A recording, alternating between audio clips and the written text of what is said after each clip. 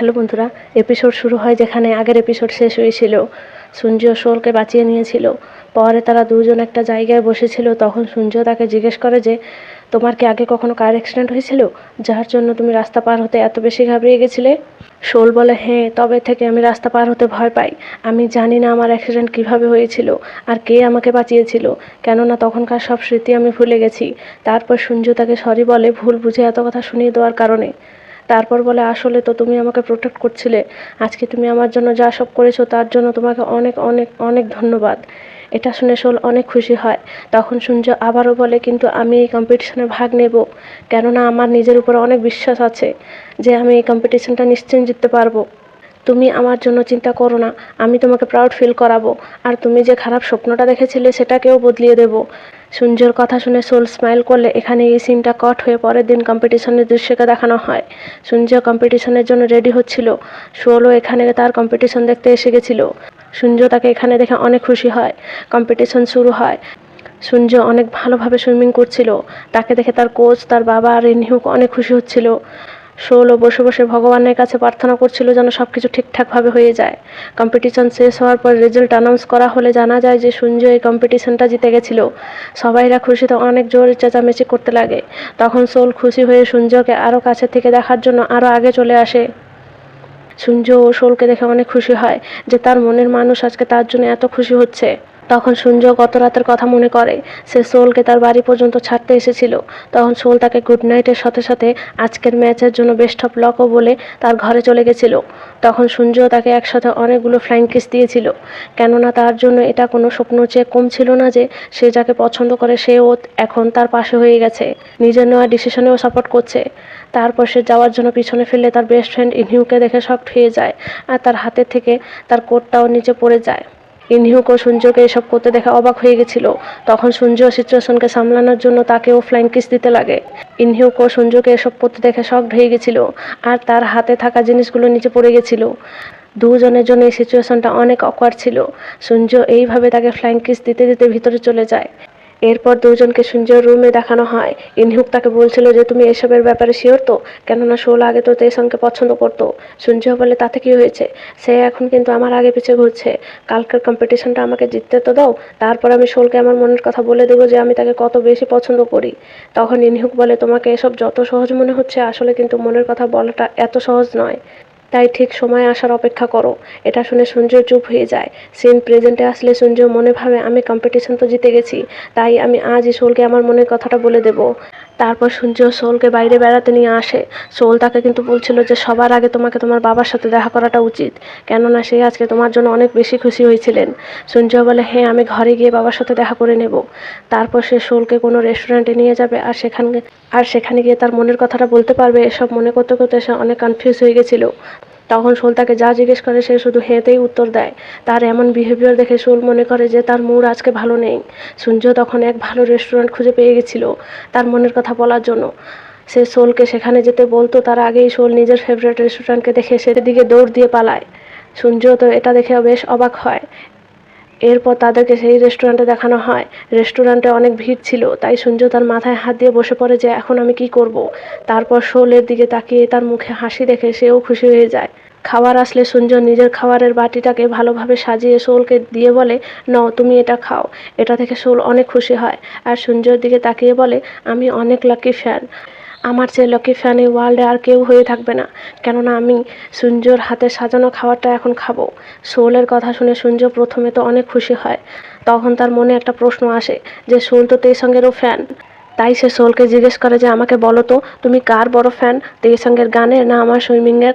Soul বলে, আমি অনেক আগে তেসঙ্গের ফ্যান ছিলাম, কিন্তু এখন আমি শুধু তোমার আর তোমার সুইমিংয়েরই ফ্যান। সূর্য তো এটা জানার পর অনেক খুশি হয়ে যায় আর টেবিলের নিচে থেকে হাত মুঠ করে নিজেকে কংগ্রেস জানায় যে 90% চান্স তো শুধু আমারই। সোল তাকে জিজ্ঞেস করে, কিন্তু তুমি হঠাৎ করে তেসঙ্গের কথা কেন জিজ্ঞেস করলে? সূর্য বলে, না সেমন কিছু নয়, আমি কাল তোমাকে তার সাথে দেখেছিলাম তো তাই। বাদ দাও সেসব কথা, চলো খাবার খাই। পরে তারা লাঞ্চ সেরে যাচ্ছিল। তখন সূর্য শুধু এটা মনে করছিল যে এখনই ঠিক সময় আমার মনের কথাটা বলার জন্য। তখন সোল তাকে জিজ্ঞেস করে যে, তুমি আজ আমাকে লঞ্চ করতে কেন নিয়ে এসেছো? সূর্য মনে বলে, হ্যাঁ, এই সময়টাই ঠিক সময় সোলকে বলার জন্য যে আমি তাকে পছন্দ করি। সে মনে অনেক জোশ এনে তাকে আই লাইক ইউ বলতেই যাচ্ছিল, তখনই সোল হঠাৎ করে বলে ওঠে যে আমাকে 50টা কয়েন দেবে। এটা শুনে সূর্য বলে আই লাভ 50 কয়েন্স। তারপর সোলকে কয়েন্স বের করে দিয়ে দেয় আর জিজ্ঞেস করে যে তুমি এগুলোর কি করবে। তখন সোল তাকে এদিকে হাত বাড়িয়ে বলে আমি এখানে তোমার সাথে ছবি তুলতে চাই। সূর্য হেসে বলে কিন্তু এখানে তো পাসপোর্ট সাইজে ছবি বের হয়, এর কোনো প্রয়োজনই নেই। তখন সোল কিউট হয়ে সূর্যকে ছবি তুলতে বললে সূর্যও তার দিকে তাকিয়ে থাকে। তখন সোল নিজের মনে বলে আমি যখনও তোমাকে অন্য মেয়েদের সাথে ছবি তুলতে দেখতাম তখন আমার অনেক হিংসে হতো, তাই আমিও আজকে তোমার সাথে ছবি তুলতে চাই। সূর্য আবারও ছবি তুলবে না বলে বারণ করলে সোল দুঃখী হয়ে যায়, আর সোলকে দুঃখী দেখে সূর্যকেও ভালো লাগে না, তাই সে বাহানা করে ছবি তুলতে রাজি হয়ে যায়। তারপর তারা ছবি তুলতে বসে পড়ে, কিন্তু প্রথম ছবিটা তো নর্মাল ছিল, কেননা সূর্য সাথে স্মাইলই করছিল না। সোল তাকে স্মাইল করতে বললে দ্বিতীয় ছবিতে সে স্মাইল করে, আর শেষ ছবিতে সোল সূর্যকে চিকহাট বানাতে বলে। সূর্য বলে এ আবার কেমন সাইন। সোল তাকে এটা বুঝিয়ে বললে সূর্য হেসে বলে আমি এত ফোনিভাবে ছবি তুলতে পারবো না। যেটা শুনে সোল চুপ করে বসে পড়ে। তখন সূর্য হঠাৎ করে সোলের কাছে এসে চিকহাট বানায়, যেটা দেখে সোল তো পুরো অবাক হয়ে গেছিল। 1 সেকেন্ডের জন্য তার হার্টবিটও বন্ধ হয়ে গেছিল। দুজন অনেক কাছাকাছি ছিল, তাই সূর্য এটাই ঠিক সময় ভেবে সোলকে মনের কথা বলতেই যাচ্ছিল। তখন ছবি রেডি হয়ে বের হলে সোল সে ছবিগুলোকে দেখে অনেক খুশি হতে লাগে, কিন্তু সূর্যর তো মুডই অফ হয়ে যায়। পরের দৃশ্যতে দেখানো হয় তারা বাড়ি ফেরার জন্য বাসে উঠে গেছিল। তখন ইনহুক সূর্যকে মেসেজে জিজ্ঞেস করছিল যে তুমি কি সোলকে নিজের মনের কথা বলে নিয়েছো। সূর্য মেসেজ পড়ে মনে বলে ভালো হতো আমি সেমনটা করতে পারলে। তখন সোলের মুখের দিকে তাকালে জানা যায় যে সে অনেক ডিস্টার্ব আছে, কেননা তাকে এখনই ওয়াশরুমে যাওয়ার ছিল, কিন্তু সে এই কথাটা তার আইডলের সামনে বলে বাস থামাতে চায় না। তখন সূর্য আবারও নিজের মনের কথা বলতে চাইলে সোল তাকে এটা বলে চুপ করিয়ে দেয় যে প্লিজ এখন কিচ্ছু বলো না। সূর্য তাকে জিজ্ঞেস করে যে কি হয়েছে, তুমি ঠিক আছো তো। সোল হেসে নর্মাল হওয়ার নাটক করে বলে হ্যাঁ হ্যাঁ আমি ঠিক আছি। তখন বাসে উপস্থিত থাকা একটা বাচ্চাও ওয়াশরুমে যাওয়ার জন্য কান্না করছিল। সোল তাকে দেখে খুশি হয়ে মনে ভাবে এখন সে বাচ্চাটার মা নিশ্চয়ই বাসের ড্রাইভারকে বাস থামাতে বলবে, কিন্তু দেখা যায় যে তার মা বাচ্চাটাকে একটা বোতল দিয়ে সেটা ইউজ করতে বলে। এসব দেখে সোলের মাথাটাই খারাপ হয়ে যায় যে আমি এখন কি করব, সূর্যর সামনে আমি যেন কোনো উল্টোপাল্টো কাজ না করে দেই। তখন সূর্য হঠাৎ করেই চেঁচিয়ে ওঠে আর বাস থামাতে বলে, আর বলে আমি এখনই ওয়াশরুমে যেতে চাই। তখন সোল একটু স্বস্তি পায়। সোল তাড়াতাড়ি করে বাসের থেকে নেমে সূর্যকে বলে তুমি যাও, আমি এখানেই তোমার অপেক্ষা করছি। তখন সূর্য সোলের দিকে টর্চটা বাড়িয়ে বলে এসব আমি তোমার জন্য করেছি, আমি জানি তুমি ওয়াশরুমে যেতে চাও, তাই না? নিচে চলে যাও, আমি এখানে তোমার অপেক্ষা করছি। সোলের জন্য এই সময়টা কোনো লজ্জা চেয়ে কম ছিল না। তারপরও সে সূর্যকে থ্যাংক ইউ বলে তার কেয়ার করার জন্য। তারপর টর্চটা নিয়ে চলে যায়। এদিকে সূর্যর বাবা লুকিয়েছে ডিভিডিটা সোলের মায়ের স্টোরের সামনে থাকা বক্সে রাখার চেষ্টা করছিলেন। ডিভিডিতে আঠার হেল্পে টাকাও লাগিয়ে নিয়েছিলেন। তখন সোলের মা কারোর হাত দেখে মনে করেন যে হয়তো চোর তাদের স্টোরে চুরি করতে এসেছে, তাই সে তাড়াতাড়ি করে একটা লাঠি নিয়ে বাইরে বের হয়ে আসলে সূর্যর বাবা ওনাকে দেখে নিজের চপ্পল সেখানে ফেলে রেখেই চলে যান। সোলের মা সূর্যর বাবা চপ্পলটা দেখে চিনতে পেরে যায় আর জোরে বলে ওঠে যে ডিভিডিটা তো তোমার কাছে ছিল না, তবে এখন আসলো কি করে। এদিকে কিন্তু খালি পায়ে দৌড়ানোর সময় সূর্যর বাবার পায়ে কাঁটা ঢুকে গেছিল। সে সেটা বের করতেছিল কিন্তু কোনো শব্দ না করে। কিছুক্ষণ পর তারা দুজন ঘরে ফিরে আসে। তখন তুষারপাত শুরু হলে সোল কনফিউজ হয়ে যায় যে গরমের দিনে তুষারপাত কিভাবে হতে পারে। তারপর সে সূর্যকে লঞ্চের জন্য ধন্যবাদ জানায়। এর পরের বার গোল্ড মেডেলের জন্য অ্যাডভান্সে কংগ্রেসও জানিয়ে দেয়। সূর্য বলে ধন্যবাদ তো আমার তোমাকে বলা দরকার, কেননা আজকের পুরো দিনটা তুমি আমার সাথে কাটিয়েছ। সোল বলে শুধু একদিন নয়, আমি তো তোমার সাথে পুরোটা জীবন কাটাতে রাজি আছি, যত হলে আমি তোমার ফ্যান। সোলের কথা শুনে সূর্য তো এক দৃষ্টিতে তার দিকে তাকিয়ে থাকে আর ডিসাইড করে নেয় যে এটাই ঠিক সময় তার মনের কথা বলার জন্য। তাই সে সোলকে বলে আমি চাই না তুমি আমার ফ্যান হয়ে থাকো। সোল তো এটা শুনে চুপ হয়ে যায় আর মনে করে যে সূর্য তার কাছে থেকে নিজের পিছু ছাড়াতে চায়।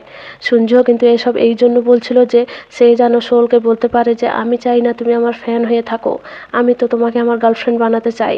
সূর্য তাকে এর আগে কিছু বলতে পারতো, তখন সোল হঠাৎ করেই বলে ওঠে ঠিক আছে ঠিক আছে, আমরা ভালো বন্ধু হয়ে থাকবো, এতে তো তোমার কোনো অসুবিধা হবে না।